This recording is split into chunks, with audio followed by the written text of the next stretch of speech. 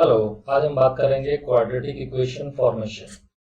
अगर सपोज हमको कभी रूट्स दे और बोले कि ये कौन से क्वाड्रेटिक इक्वेशन के रूट्स हैं, तो फॉर्म द क्वाड्रेटिक इक्वेशन, तो हम क्या करेंगे?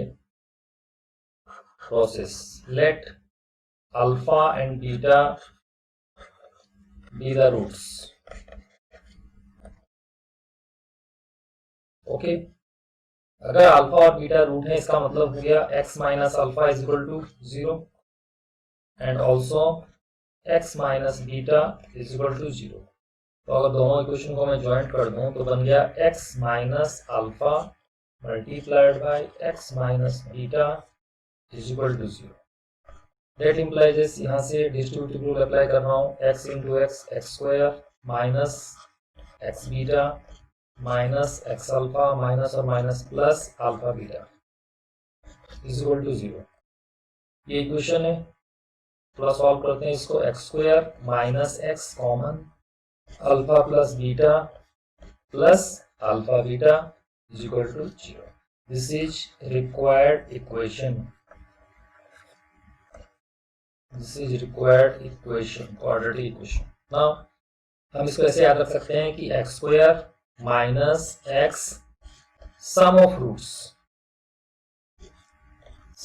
Roots plus product of roots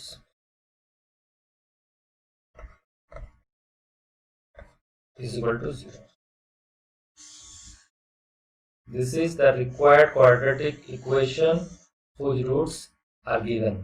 अगर रूट्स गिवन होंगे तो हम उसके इक्वेशन को फॉर्म कर सकते हैं।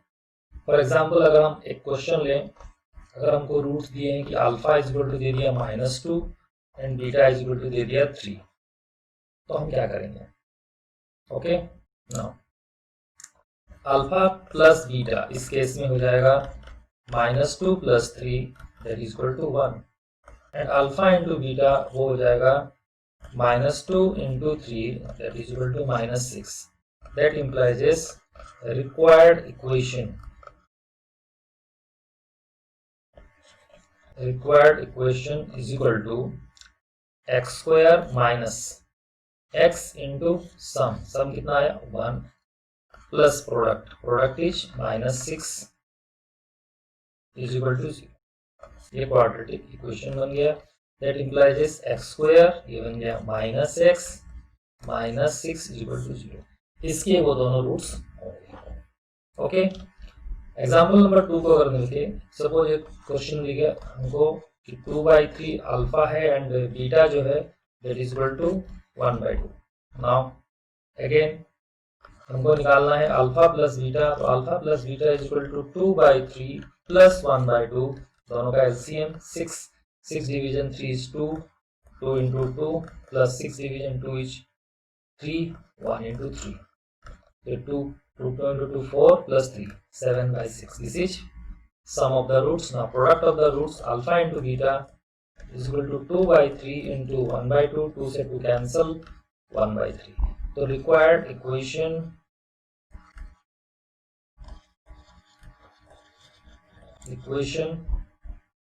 x square minus x into sum of roots that is 7/6 plus 1/3 is equal to 0। Okay, that implies अगर मैं एलसीएम ले लूँ, एलसीएम आ गया 6, तो ये हो गया 6x square minus 7x plus 2 is equal to 0। That implies 6x square minus 7x plus 2 is equal to 0। This is the required equation. Okay, तो इस तरीके से हम इक्वेशन बना सकते हैं। अगर मैं इस वाले को देखूं, यहाँ पर जो इक्वेशन मेरा आया था x स्क्वायर माइनस एक्स, तो ये मेरे को याद रखना है कि जो रिक्वायर्ड इक्वेशन होगा वो होगा x square minus x alpha plus beta plus alpha beta is equal to 0। This is the required equation.